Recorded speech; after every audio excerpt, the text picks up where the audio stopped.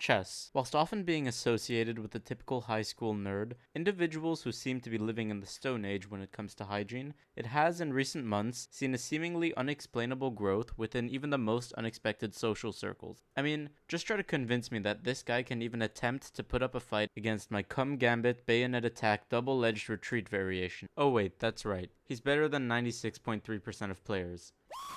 I think the most paradoxical aspect of the rise of chess stems from the fact that it took place during a time when most people seem to exhibit an attention span comparable to that of actual fruit flies. But I do have a theory on how this is possible. Firstly, I believe that with the rise and polished design of modern chess websites such as chess.com and Lichess, the game of chess is less presented as a tedious board game and more so as something that you might envisage as your typical strategy video game, which is unsurprisingly very popular with Gen Z and the younger generation of gamers. If you think about it, chess really seems like any other esports you might see. Instead of Bugha, we have Magnus Carlsen. Instead of a World Cup, we have the World Chess Championship. And instead of keyboard warriors, we have bad hygiene. That's not a joke. Some of you seriously need to start wearing deodorant. Moreover, the prevalence of fast-paced social media platforms such as Twitch and TikTok have greatly contributed to the rate at which chess has become popularized thanks to some notable figures in the community such as Hikaru, Gotham Chess, Anna Kramling, and the Chess Nerd, to name a few who have aided in making a game like chess much more accessible to the general public. Additionally, on Twitch, amateur competitions such as PogChamps between influential figures have been crucial in the popularization of chess as they allowed the audience to be able to see their favorite public figures compete on the same playing field. It's thanks to PogChamps that we have received legendary clips such as this.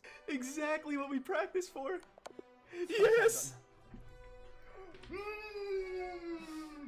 Bang! However, I believe that the most important factor which contributed to the popularization of chess is the versatility of the game. No matter what style suits you, the different time controls of the game allow you to play whichever way you want, ranging from 2-hour classical tournaments if you want to be able to play at the absolute highest level of play, to 1-minute bullet matches which spikes your blood pressure faster than an injection of liquid.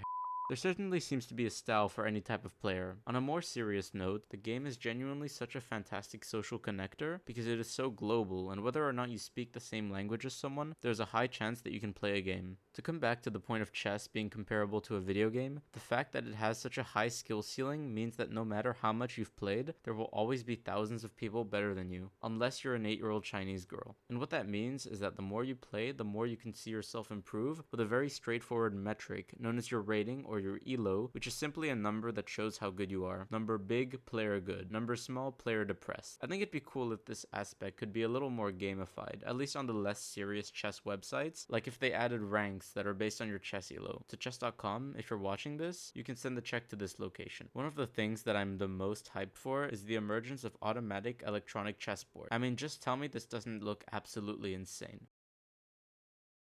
I'm sorry, but even if you don't play chess, you can't tell me that's not pure witchcraft. I've always wanted to play on the Harry Potter chess set, and this seems to be about as close as I'm gonna get. I wonder about the price though.